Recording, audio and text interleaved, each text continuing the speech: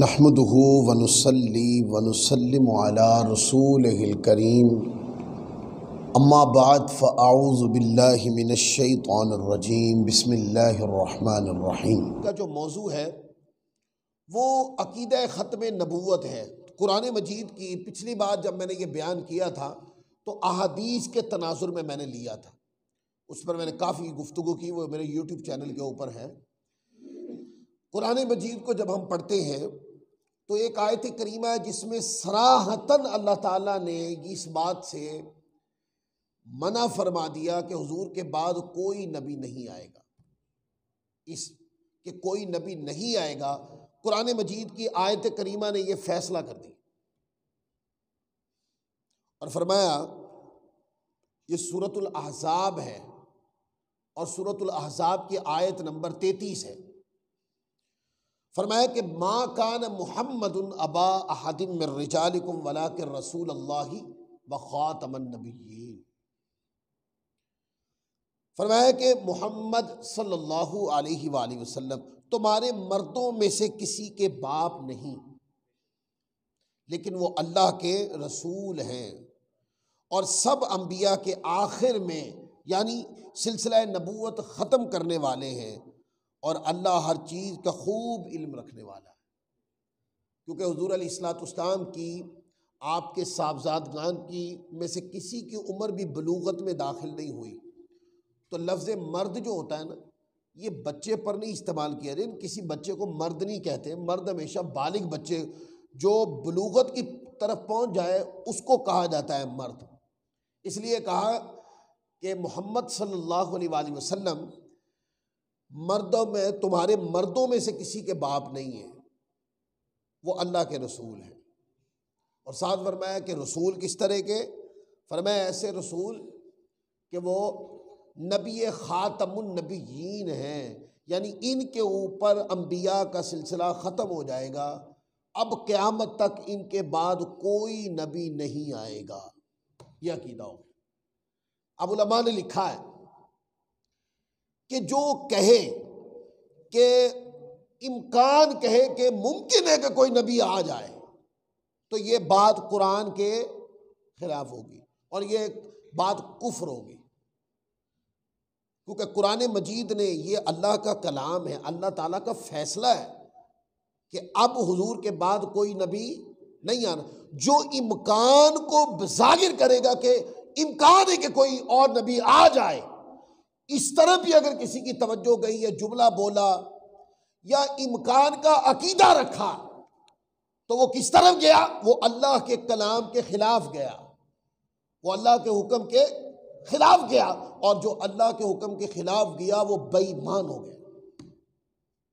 آپ دیکھیں، اللہ تبارک و تعالیٰ عز و جل نے تمام انبیاء کرام کو بھیجا اور مختلف شانیں بنا کر عطا فرمائیں، مختلف معجزات عطا فرمائے، اور انبیاء کرام کی جو ذوات ہیں وہ تمام انسانوں میں جو سب سے اعلیٰ صفات نفوس ہیں وہ انبیاء کرام کے، ان کو معجزات دیے، ان کو دیگر فضیلتیں، عظمتیں عطا فرمائیں، اور پھر حضور علیہ الصلوۃ والسلام کی ذات اقدس جب حضور تشریف لائے تو جو سارے انبیاء کرام کو شانیں عطا فرمائی تھی نا، وہ ساری شانیں حضور علیہ الصلوۃ والسلام میں مجتمع کر دی۔ یعنی کہ جو انبیاء کرام کو عظمتیں، شانیں، یعنی باعتبار فضیلت کے عطا فرمائی تھی، وہ ساری من حیث الکل حضور کو عطا فرما دی۔ کیوں؟ اس لیے ان کو جزوی طور پر شانیں عطا فرمائیں، کیونکہ ان میں سے کسی کے بعد نبی تشریف لانا تھا، اس لیے مختلف شانیں آپ دیکھتے ہیں۔ کوئی انبیاء کرام تشریف لائے تو مردوں کو زندہ فرما دیتے تھے، کوئی بندہ کوڑ کا مریض ہو تو ہاتھ پھیرتے تو شفا دے دیتے، کوئی ماں کے پیٹ سے آنکھوں کے بغیر پیدا ہوا ہو تو اس کو آنکھیں دے دیتے۔ کوئی اللہ کے نبی ایسے تھے کہ سمندر کے درمیان میں ایسا مارا تو 12 رستے بنا دیے، سمندر میں چلنے کے رستے بنا دیے جو ممکن نہیں ہے۔ اسی طرح لاٹھی پھینکی تو اژدہا بنا دیا، اور کسی نبی علیہ الصلوۃ والسلام کو یہ شان عطا فرمائی کہ لوہا موم کی طرح ہاتھ میں رکھ دیا، یعنی کہ ہمارے لیے لوہا سخت ہے، اللہ کے نبی حضرت داؤد علیہ نبینا علیہ الصلوۃ والسلام ان کے ہاتھوں میں وہی لوہا موم تھا، وہ اس ذرا بناتے تھے تو لوہے کے ساتھ جلدی سے ذرا بنا دیتے تھے، یہ ان کے معجزات تھے۔ پھر اس طرح مختلف معجزات جب ہم انبیاء کرام کی شانوں کو پڑھتے ہیں تو ہمیں وہ نظر آتے ہیں، مردوں کو زندہ کر دیتے تھے۔ تو جتنی بھی عظمتیں اور شانیں انبیاء کرام کے ہم پڑھتے ہیں اور حضور کی سیرت طیبہ کی طرف آتے ہیں تو آپ دیکھتے ہیں وہ ساری عظمتیں جو انبیاء کرام کو عطا فرمائی وہ ساری آقا کی ذات کے اندر مجتمع نظر آئی۔ اور جب ہم یہ قاعدہ تسلیم کر گئے، کوئی کہے کہ سمجھ تو نہیں آئی، بھئی سمجھ تو آ جانی چاہیے۔ مطلب دیکھیں، حضرت عیسیٰ علیہ الصلوۃ والسلام مردوں کو زندہ کرتے تھے اور میرے مصطفیٰ بھی مردوں کو زندہ کرتے۔ میرے مصطفیٰ صرف مردوں کو ہی زندہ نہیں فرماتے تھے بلکہ آقا علیہ الصلوۃ والسلام تو کسی لکڑی کے ساتھ ٹیگ لگا لیں تو اس کو بھی آنکھیں، زبان اور قوت مل جاتی تھی، جذبات مل جاتے تھے۔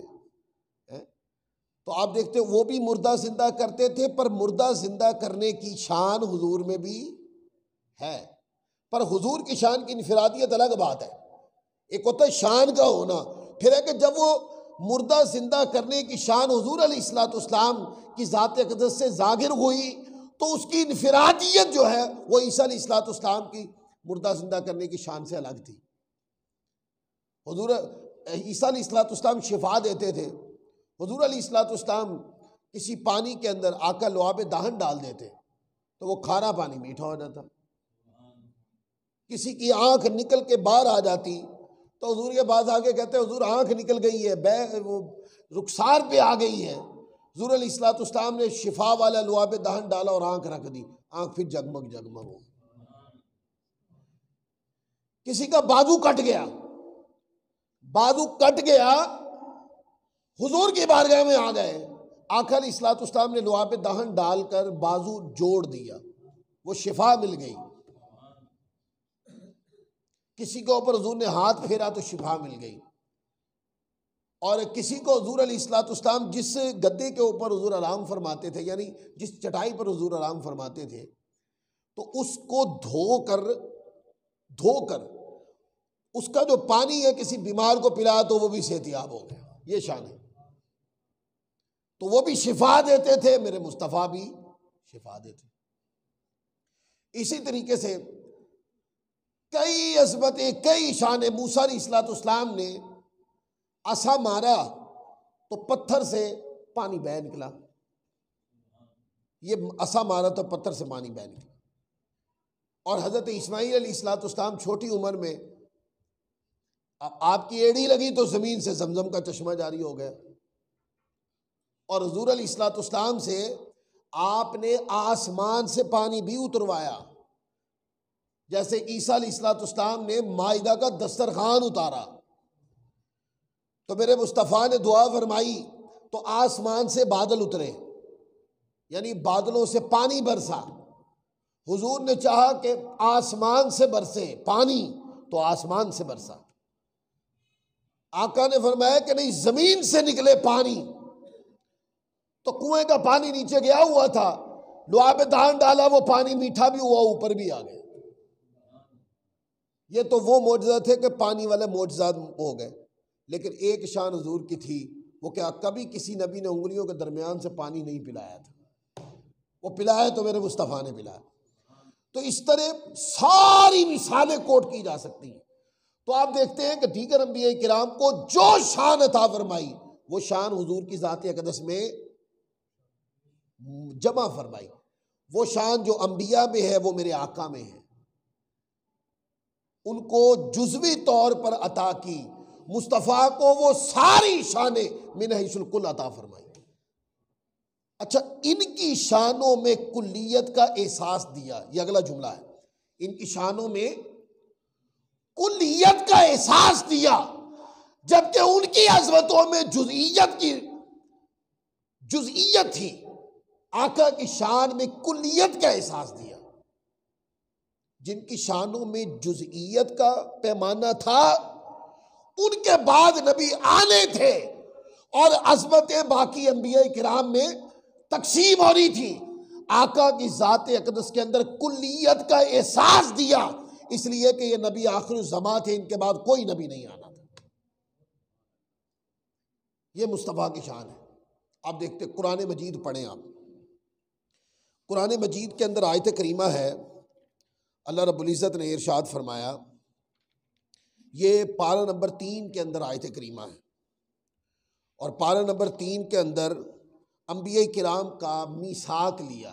عالم ارواح میں انبیاء کرام، تمام انبیاء کے ارواح کو جمع کیا، ایک میثاق یعنی وعدہ لیا، اور وعدہ یہ لیا انبیاء کرام کی ارواح سے کہ جب آپ دنیا میں تشریف لے جائیں اور آپ میں سے کسی کے دور میں میرے پیارے محمد مصطفیٰ صلی اللہ علیہ وآلہ وسلم تشریف لے آئیں تو فرمایا کہ تم انہی پر ایمان لاؤ گے، انہی کی مدد کرو گے، یعنی کہ جس کے دور میں بھی تشریف لے آئیں گے اس کے بعد پھر انہی کی نبوت کا پیغام جاری کیا جائے گا، لوگ انہی کا کلمہ پڑھیں گے، انہی کی مدد کریں گے، انہی کے پیچھے چلیں گے۔ یہ وعدہ ہو رہا، قرآن مجید اس کو فرماتا ہے، بڑی توجہ سے سنیں۔ فرمایا کہ وَإِذْ أَخَذَ اللَّهُ مِيثَاقَ النَّبِيِّينَ لَمَا آتَيْتُكُم مِّن كِتَابٍ وَحِكْمَةٍ ثُمَّ جَاءَكُم رَسُولٌ مُصَدِّقٌ لِّمَا مَعَكُمْ لَتُؤْمِنُنَّ بِهِ وَلَتَنصُرُنَّهُ۔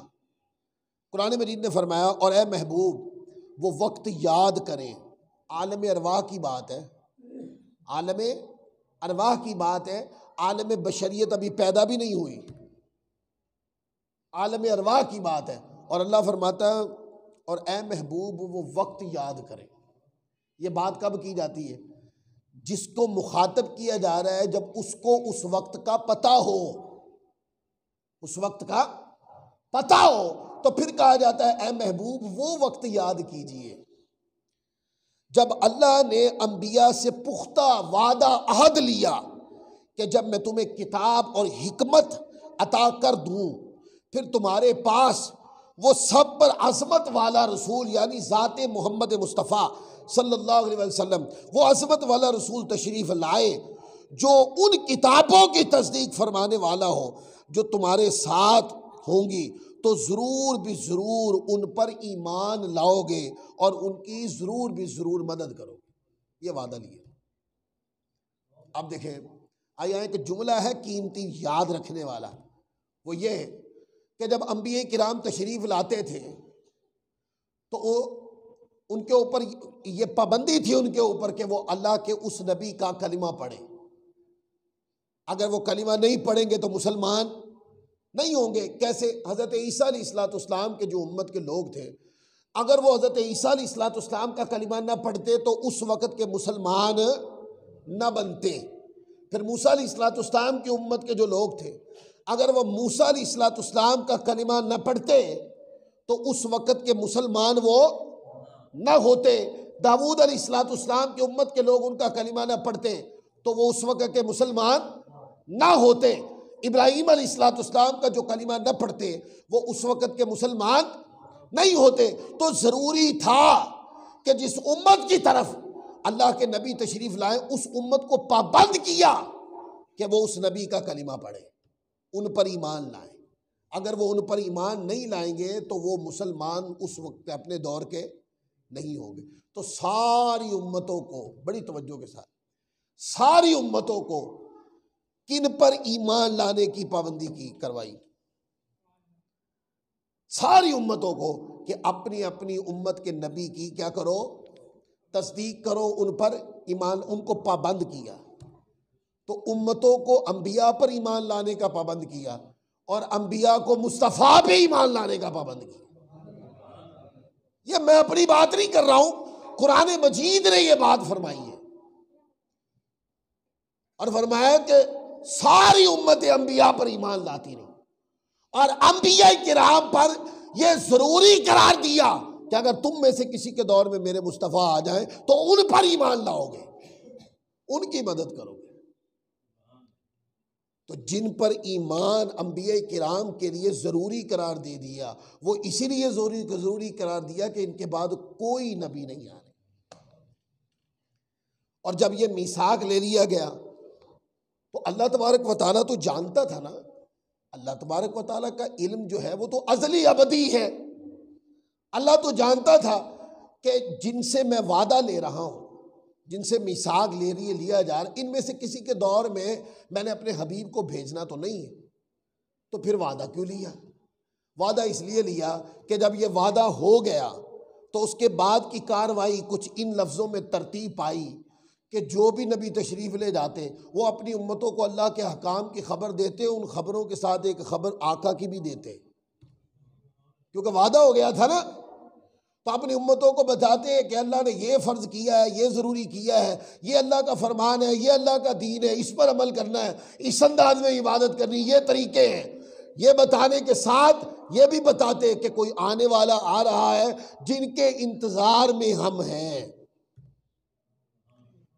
تو اس اسلوب پر اور اس نہج کے اوپر تمام انبیاء کرام کی نبوت اور تبلیغ چلتی رہی۔ دور گزرتے گئے، حضور کی تشریف آوری نہیں ہوئی۔ تو اس کے تناظر میں کہ جب انبیاء اپنی امتوں کی طرف جاتے جہاں اللہ کے احکام کی خبر دیتے تو اللہ کے محبوب کے سراپا اقدس کی باتیں بھی بتاتے۔ پھر اس کا نتیجہ کیا ہوتا؟ اس کا نتیجہ یہ ہوتا کہ انبیاء کرام آقا کا تعارف کرواتے اور امتیں مصطفیٰ کا ذکر کرتی اور آقا کے میلاد کا انتظار کرتی۔ یوں ہزاروں سال امتیں انتظار کرتی رہی اور ولادت مصطفیٰ کا، اور ولادت مصطفیٰ کے تناظر میں مصطفیٰ کا ذکر کرتی رہی۔ ہزاروں سال امتوں میں مصطفیٰ کا ذکر زندہ رہا۔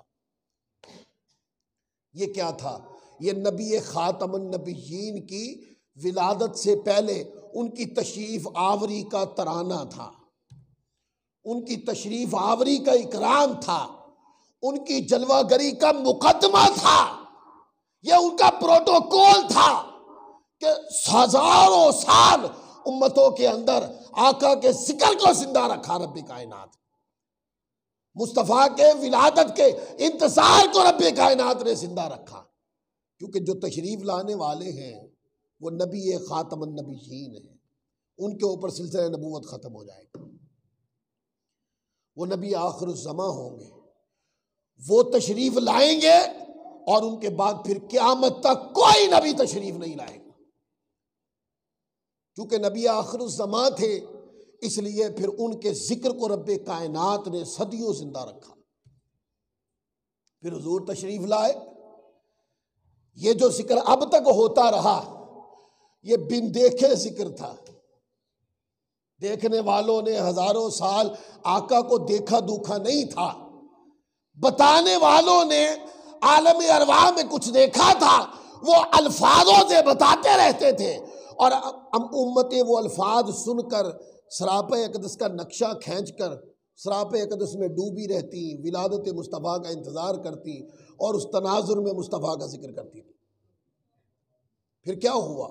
پھر یہ ہوا کہ ایک نور چمکا اور مکہ میں مصطفیٰ کی ولادت ہو گئی۔ وہ سراپا اقدس جو اب تک بے نقاب نہ تھا، رب کائنات نے اس سراپا اقدس کو بے نقاب کر دیا، اب اس کے جلوے آپ آنکھوں سے دیکھ سکتے تھے۔ تو پھر کیا ہوا؟ پہلے ذکر بن دیکھے ہوتا رہا ہزاروں سال، اور جنہوں نے پھر مصطفیٰ کو دیکھا انہوں نے پھر بتایا کہ مصطفیٰ ایسے تھے۔ اب قیامت تک ذکر ہوگا کہ مصطفیٰ ایسے تھے، ایسے تھے، ایسے تھے، چونکہ نبی خاتم النبیین تھے، اس لیے نہ ذکر پہلی امتوں میں رکنے دیا، نہ ذکر قیامت تک رکے گا۔ تو ساری امتیں انبیاء پر ایمان لاتی تھیں، اور انبیاء کو کس پر ایمان لانے کا حکم تھا؟ مصطفیٰ کی ذات، اس لیے کہ وہ نبی خاتم النبیین تھے۔ پھر آپ آگے دیکھیں، قرآن مجید نے پیمانے مقرر کیے، انبیاء کرام تشریف لاتے، یہ قرآن اٹھا کے پڑھ لیں، میں قرآن کی بات کر رہا ہوں، قرآن اٹھا کے پڑھیں آپ۔ انبیاء کرام تشریف لاتے تھے تو اپنی قوموں کی طرف آتے تھے، آپ ان کے ذکر پڑھ لیں قرآن مجید کے اندر، اور ذکر اس طرح آتا ہے، کذبت قوم نوح المرسلین، کہ نوح علیہ السلام اپنی قوم کی طرف رسول تھے. پھر کذب سمود المرسلین، کذبت عاد، کہ حضرت ہود علیہ السلام قوم عاد کی طرف رسول تھے. حضرت صالح علیہ السلام، قرآن پاک کی آیتیں ہیں، صالح علیہ السلام قوم سمود کی طرف رسول تھے. یہ قرآن کا ذکر ہے، پارہ نمبر 19 ہے، رکوع نمبر 10 سے یہ سلسلہ شروع ہوتا ہے اور رکوع نمبر کم و بیش یہ 14-15 تک جاتا ہے یہ سلسلہ. لوط علیہ السلام اپنی قوم کی طرف رسول تھے. شعیب علیہ السلام مدین کی طرف رسول تھے. اور حضرت ابراہیم علیہ السلام کا ذکر آتا ہے، وہ اپنی قوم کی طرف رسول تھے. ادریس علیہ السلام اپنی قوم کی طرف رسول تھے. موسیٰ علیہ السلام اپنی قوم کی طرف رسول تھے. اور جب باری آئی آقا علیہ السلام کی تو قوموں کی قید اٹھا لی. فرمایا کہ اب قوم کی طرف رسول بن کے میرے پیارے مصطفیٰ اب قوم کی طرف رسول بن کے تشریف نہیں لا رہے، آپ جمیع خلاق کائنات کی طرف رسول بن کے آ رہے ہیں. یعنی آپ اللہ کے وہ رسول ہیں کہ عالم فلک پہ بیٹھے جبریل بھی آپ کو رسول کہتے ہیں. آپ صرف انسانوں کے رسول نہیں ہیں، جن بھی آپ کو رسول کہتے ہیں. اور آقا علیہ السلام تو چل کے جائیں تو قریب کھڑا درخت بھی کہتا ہے السلام علیکم یا رسول اللہ، اس طرح جھک کے سلام کریں. حضور کسی پتھر کے پاس سے گزر جائیں، وہ پتھر کے اندر سے آواز آنے لگتی ہے السلام علیکم یا رسول اللہ. اکرام ایسا کہ حضور دھوپ میں کہیں جا رہے ہو تو ابر حضور علیہ السلام کے اوپر سایہ کرتا ہے. کبھی درخت مصطفیٰ کو رسول کہہ کر سلام کریں. اور آقا علیہ السلام وہ سلام کرنے والا جو پتھر تھا، جب اس نے سلام کیا تو حضور علیہ السلام نے فرمایا اس پتھر کو میں ابھی بھی جانتا ہوں. وہ جو صلاۃ السلام پڑھتا تھا نا، فرمایا اس پتھر کو میں ابھی بھی جانتا ہوں. اس کا معنی یہ ہے کہ صلاۃ السلام پڑھنے والے حضور کی نظر میں رہتے ہیں. یہ میں نہیں کہتا ہوں، مسلم شریف کی روایت میں ہے. تو آپ دیکھتے ہیں کہ پہلے انبیاء قوموں کی طرف آئے، اور جب آقا علیہ السلام تشریف لائے تو قوم کی طرف نہیں آئے، بلکہ فرمایا وما ارسلناک الا کافۃ للناس بشیرا ونذیرا. آپ تمام لوگوں کی طرف رسول بن کے آئے، تمام قوموں کی طرف رسول بن کے آئے. اور جب آپ کی رحمت کی بات کی تو قوم کی طرف نہیں، وما ارسلناک الا رحمۃ للعالمین، اے پیارے آپ عالمین کی طرف رحمت بن کے آئے ہیں. اور مصطفیٰ جو کتاب لائے، نہیں فرمایا کہ یہ قوم کی طرف کتاب لے کر آئے، نہیں، بلکہ قرآن مجید نے فرمایا تبارک الذی نزل الفرقان علی عبدہ لیکون للعالمین نذیرا. فرمایا وہ اللہ بڑی برکت والا جس نے حق و باطل میں فرق اور فیصلہ کرنے والا قرآن اپنے محبوب مکرم بندہ پر نازل فرمایا تاکہ وہ تمام جہانوں کے لیے ڈر سنانے والا ہو جائے. تو قرآن کی تعلیم بھی قوم کی طرف نہیں، قرآن کی تعلیم بھی عالمین کی طرف. اور حضور علیہ السلام نے جب اپنی رسالت کی بات کی کہ میں اللہ کا رسول ہوں تو نہیں فرمایا کہ میں قوم کی طرف رسول ہوں. فرمایا قل یا ایھا الناس انی رسول اللہ الیکم جمیعا. آپ فرما دیں اے لوگو میں تم سب کی طرف اللہ کا رسول بن کر تشریف لایا ہوں. چونکہ انبیاء کرام قوموں کی طرف آتے تھے، ان کے بعد رسول آنے تھے، اس لیے انبیاء کرام قوموں کی طرف آئے تھے. اور ایک وقت میں کئی انبیاء تشریف لاتے. پہلے وقتوں میں ایک وقت میں ایک سے زیادہ انبیاء بھی تشریف لائے. آپ کے کوئی مثال دے دیتے. حضرت موسیٰ علیہ السلام اللہ کے رسول ہیں، ان کے دور میں ہی مدین میں حضرت شعیب علیہ السلام بھی تھے، اور حضرت شعیب علیہ السلام کی صاحبزادی کے ساتھ ہی موسیٰ علیہ السلام کی شادی بھی ہوئی تھی. ایک وقت میں دو اللہ کے نبی ہو گئے کہ نہیں؟ یہ قرآن کی بات ہے. پھر آپ دیکھیں حضرت داؤد علیہ السلام اللہ کے نبی اور رسول تھے، ان کے بیٹے حضرت سلیمان بھی رسول تھے. تو ایک ہی وقت میں ہو گئے کہ نہیں؟ حضرت ابراہیم علیہ السلام اللہ کے رسول تھے، ان کے بڑے بیٹے حضرت اسماعیل بھی رسول تھے، اور حضرت ابراہیم علیہ السلام ان کو ملنے بھی آتے تھے. پھر ان کے چھوٹے بیٹے حضرت اسحاق بھی رسول تھے ایک ہی وقت کے اندر. پھر حضرت اسحاق کی اولاد میں یعقوب علیہ السلام بھی اللہ کے نبی ہوئے. ان کے بیٹے حضرت یوسف علیہ السلام بھی اللہ کے رسول ہوئے. تو یعقوب علیہ السلام اور یوسف علیہ السلام بیک وقت ایک ہی وقت میں اللہ کے دو نبی ہیں کہ نہیں ہے؟ پھر حضرت زکریہ علیہ السلام ان کے بیٹے حضرت یحییٰ ہیں. انہی کی دعا پر اللہ تبارک و تعالیٰ نے یحییٰ علیہ السلام کی ولادت ہوئی تو اللہ نے فرمایا وہ فرزند ارجمند اللہ کے نبی بھی ہوں گے. تو حضرت زکریہ علیہ السلام اللہ کے نبی ہیں، ان کے بیٹے یحییٰ علیہ السلام بھی نبی ہیں، اور حضرت عیسیٰ علیہ السلام اور حضرت یحییٰ علیہ السلام ان میں خالہ زاد رشتہ تھا. تو زکریہ علیہ السلام بیک وقت ایک ہی وقت میں عیسیٰ علیہ السلام بھی موجود ہیں، زکریہ علیہ السلام بھی موجود ہے، یحییٰ علیہ السلام بھی موجود ہے. یہ قرآنی بات ہے. تو ایک وقت میں انبیاء تشریف لاتے تو ایک وقت میں مختلف قوموں کی طرف آتے انبیاء کرام. اور جب حضور کی باری آئی، چونکہ یہ نبی خاتم النبیین تھے، چونکہ ان کے بعد کوئی نبی تشریف نہیں لانا تھا، اس لیے ان کو قوم کی طرف نہیں جمیع کائنات کی طرف رسول بنا کے بھیجا. ان کو کتاب دی، اس کی تعلیم کو قوم کی طرف نہیں، اس کی تعلیم کو عالمین کی طرف فرمایا. ان کو رحمت بنا کے بھیجا، قوم کے لیے نہیں عالمین کے لیے رحمت بنا کر بھیجا. تو یہ جو پیمانے ہیں، یہ پیمانے بتاتے ہیں چونکہ حضور کے بعد نبی نہیں آنا تھا اور کائنات میں انبیاء کرام کے وسیلے سے خدا کی برسنے والی جو رحمت ہے وہ قیامت تک مصطفیٰ کے وسیلے سے برسنی ہے. اس لیے فرمایا وَمَا أَرْسَلْنَاكَ إِلَّا رَحْمَةً لِّلْعَالَمِينَ. اور قیامت تک مصطفیٰ کے قرآن کی دعوت جانی ہے. اس لیے قرآن مجید نے فرمایا تبارک الذی نزل الفرقان علی عبدہ لیکون للعالمین نذیرا، کہ قرآن کی جو تعلیم ہے وہ عالمین کی طرف ہے. اب جب تک عالمین میں حیاتی ہے، جب تک قیامت نہیں آئے گی، یہی تعلیم قرآن زندہ و تابندہ رہے. یہ حضور علیہ السلام کے خاتم النبیین ہونے کی دلیل ہے. آپ قرآن پاک اٹھا کے دیکھیں، اللہ تعالیٰ انبیاء کرام کے ساتھ مخاطبت ارشاد فرماتا ہے تو فرماتا ہے یا ابراہیم، اے ابراہیم علیہ السلام. نوح علیہ السلام کو پکارا، مخاطبت سے ارشاد فرمایا یا نوح اہبط بسلام منا، اے نوح علیہ السلام. لوط علیہ السلام یا لوط کہہ کے مخاطب فرمایا. موسیٰ علیہ السلام کو جب اللہ تعالیٰ نے مخاطب فرمایا تلک بیمینک یا موسیٰ، اے موسیٰ آپ کے ہاتھ میں کیا ہے؟ پھر آپ دیکھتے ہیں عیسیٰ علیہ السلام کے ساتھ بھی یا عیسیٰ کہہ کر حضرت یحییٰ علیہ السلام کو بلایا یا یحییٰ خذ الکتاب بقوہ. زکریا علیہ السلام کو یا زکریا کہا، اور دیگر آپ پڑھتے چلے رہے قرآن مجید میں. اور جب باری حضور علیہ السلام کی آئی تو قرآن مجید میں ایک مقام پر بھی اللہ تعالیٰ عز و جل نے نام لے کر یا محمد نہیں فرمایا.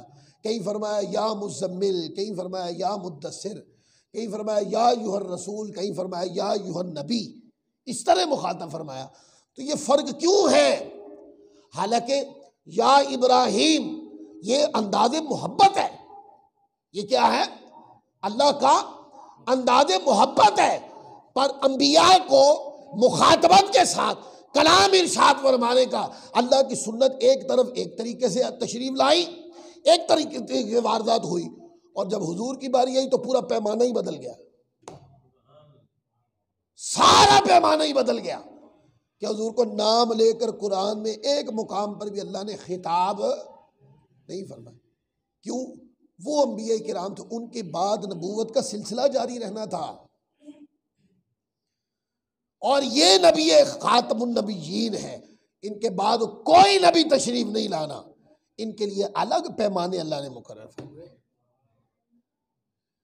اب قرآن مجید اٹھا کے دیکھیں، اس کے اوپر کئی باتیں ہوتی ہیں. میں نے کئی ایسے مرزائی لوگوں کو بھی یہ بات کرتے ہوئے سنا ہے. وہ کہتے ہیں کہ ہم قرآن کو مانتے ہیں. اب میں تھوڑی اس پر بات کروں 5-8 منٹ کی. وہ کہتے ہیں ہم قرآن کو مانتے، جو قرآن میں ہے نا وہ مانتے ہیں. میں نے کہا قرآن میں جو ہے تم نہیں مانتے. قرآن مجید میں تو ہم نے پڑھ دیا ما کان محمد ابا احد من رجالکم ولیکن رسول اللہ و خاتم النبیین، تم نے کیا کیا؟ اس کے اندر مانوی تحریف کر دی، دلالت قطعی کے اندر مانوی تحریر کر دی، تحریف کر کے تم نے مرزا کو نیا نبی بنانے کا راستہ کھولا۔ تو تم قرآن پاک کو تم مانتے، یہ دعویٰ تمہارا درست نہیں ہے، لیکن چلو ایک منٹ کے لیے تم قرآن پاک کو ماننے کا صرف دعویٰ کرتے ہو، قرآن مانتے نہیں، کیونکہ قرآن مجید پورا پڑھ کے دیکھ لیں، قرآن مجید نے حضور کے بعد کوئی نبی آ سکتا ہے، اس احتمال اور امکان کی قرآن مجید میں نفی ملے گی، کبھی اس بات نہیں ملے گا، یہ دعویٰ ہے۔ کوئی بندہ قرآن اٹھا کر کہ حضور کے بعد کوئی نبی آ سکتے ہیں، نئے نبی آ سکتے ہیں، اس کا احتمال قرآن مجید میں اس کا امکان ثابت نہیں کر سکتا۔ آپ دیکھیں قرآن مجید اٹھا کے پڑھیں، بڑی آسان آیتیں، چھوٹے چھوٹے جملے آپ کو یاد رکھنے کے لیے۔ قرآن مجید نے فرمایا والذین یؤمنون بما انزل الیک وما انزل من قبلک، یہ پہلی سورت بقرہ ہے۔ اللہ رب العزت نے اس کے اندر فرمایا اور وہ لوگ جو آپ کی طرف نازل کیا گیا یعنی قرآن، اور جو آپ سے پہلے نازل کیا گیا اس سب پر ایمان رکھتے ہیں۔ قرآن پاک کی یہ میں نے آیت پڑھ دی، اس کے اندر دو چیزوں کا ذکر ہے۔ مومنین کی شان بیان کی گئی ہے کہ مومنین، متقین، صالحین، فرمایا کہ وہ ہیں اے پیارے حبیب جو آپ پر نازل کیا قرآن اس کو مانتے ہیں، اور جو آپ سے پہلے نازل کیا اس کو مانتے ہیں۔ قرآن مجید نے کہ آپ کے بعد بھی کچھ نازل ہو سکتا ہے، اس کی تو بات ہی نہیں کہیں گی۔ تو امکان کی کہ حضور کے بعد وحی آ سکتی ہے، آقا علیہ الصلوۃ والسلام کے بعد کوئی کتاب نازل ہو سکتی ہے، قرآن مجید نے اس امکان کو ہی رفع کر دیا کہ یہ امکان ہی نہیں ہے۔ اس کا معنی یہ ہے کہ قرآن کے بعد کوئی اور کتاب نہیں ہے، قرآن کے علاوہ وحی اور کوئی وحی نہیں ہے۔ اس کا معنی یہ ہے کہ مصطفیٰ کے بعد کوئی نبی نہیں ہے، یہ ہے اس کا معنی۔ پھر آپ قرآن مجید میں پڑھ لیں ایک اور مقام پر یہی بات فرمایا یا ایھا الذین آمنوا، ایمان لانے کی بات کی، فرمایا آمنوا باللہ ورسولہ والکتاب الذی نزل علی رسولہ والکتاب الذی انزل من قبل، فرمایا اے ایمان والو تم اللہ پر اور اس کے رسول پر اور اس کی کتاب یعنی قرآن پر جو اس نے اپنے رسول صلی اللہ علیہ وسلم پر نازل فرمائی، اور اس کتاب پر جو اس نے اس سے پہلے اتاری، ایمان لاؤ۔ تو ایمان کا کنسپٹ کیا دیا؟ فرمایا ایمان یہ ہے اے مومنین، اے ایمان والو، طریقہ ایمان یہ ہے کہ تم اللہ پر ایمان لاؤ، اللہ کے رسول پر ایمان لاؤ، اور جو اللہ کے رسول پر کتاب نازل کی ہے تم اس پر ایمان لاؤ، اور جو اس کتاب سے پہلے کتاب نازل کی ہے وہ ساری بھی اللہ کی کتاب میں، اس پر ایمان لاؤ۔ اور یہ کہ ہمارے پیارے نبی صلی اللہ علیہ وسلم کے بعد کوئی کتاب نازل ہو سکتی ہے، یہ تو بات ہی نہیں ہے قرآن مجید کے اندر۔ ایمان کیا ہے؟ ایمان جو مصطفیٰ پہ نازل ہوا اس کو مانو، اور جو آقا سے پہلے اللہ نے نازل کیا اس کو مانو، یہ ایمان ہے۔ ان کے بعد بھی کچھ نازل ہو سکتا ہے، اس امکان کو قرآن مجید نے بیان ہی نہیں کیا۔ بیان نہ کرنا اس بات کی دلیل ہے کہ قرآن کے بعد کوئی کتاب نہیں اور مصطفیٰ کے بعد کوئی نبی نہیں۔ اسی طرح قرآن مجید میں اور کئی باتیں، حضور علیہ الصلوۃ والسلام کی قرآن مجید نے بات ارشاد فرمائی، آقا علیہ الصلوۃ والسلام پر وحی کی بات کی، حضور کے ذکر کی بات کی۔ تو قرآن مجید نے اس طریقے سے ذکر کیا کہ آقا علیہ الصلوۃ والسلام پر ایمان لانے کی بات کی، اور اس کے بعد انبیاء کرام کے پورے ناموں کو ذکر کر دیا۔ ایمان لاؤ، قولوا آمنا باللہ وما انزل الینا وما انزل الی ابراہیم و اسماعیل و اسحاق وَيَعْقُوبَ وَالْأَسْبَاطِ وَمَا أُوتِيَ مُوسَىٰ وَعِيسَىٰ وَمَا أُوتِيَ النَّبِيُّونَ مِن رَّبِّهِمْ لَا نُفَرِّقُ بَيْنَ أَحَدٍ مِّنْهُمْ وَنَحْنُ لَهُ مُسْلِمُونَ۔ قرآن مجید فرماتا ہے ایمان والو تم کہہ دو ہم اللہ پر ایمان لائے اور اس کتاب پر جو ہماری طرف اتاری گئی، کون سی؟ قرآن، اس پر ایمان لائے، اور اس پر بھی جو ابراہیم علیہ السلام، اسماعیل علیہ السلام، اسحاق علیہ السلام، یعقوب علیہ السلام اور ان کی اولاد کی طرف اتاری گئیں، جو کتابیں آئیں، جو صحائف نازل ہوئے، اور ان کتابوں پر بھی جو موسیٰ اور عیسیٰ علی نبینا علیہ السلام کو عطا کی گئیں، اسی طرح جو دوسرے انبیاء کرام کو ان کے رب کی طرف سے عطا کی گئی، ہم ان میں سے کسی ایک پر بھی ایمان میں فرق نہیں کرتے، اور ہم اسی معبود واحد کے فرما بردار ہیں۔ تو آپ دیکھتے ہیں اس کتاب پر، کون سی؟ قرآن، ایمان لاؤ، اللہ پر ایمان لاؤ، اور اس کتاب قرآن پر ایمان لاؤ، اور اس کے بعد پھر جو موسیٰ علیہ السلام پر نازل ہوئی، عیسیٰ علیہ السلام پر نازل ہوئی، ابراہیم علیہ السلام پہ نازل ہوئی، اور دیگر انبیاء کرام، یعقوب علیہ السلام پر جو صحائف نازل ہوئے، اس کو مان۔ تو ایمان مصطفیٰ پہ جو چیز نازل ہوئی یا مصطفیٰ کی ذات مقدسہ جو لے کے آئی، یہ ایمان ہے، یا ان سے پیچھے کسی چیز کو ماننے کا نام ایمان ہے؟ ان کے بعد کوئی وحی نہیں آنی جو بعد میں کسی کے لیے ایمان بنے، ان کے بعد کوئی نبی نہیں آنا جن کی ذات کا کلمہ کسی کے لیے ایمان بنے۔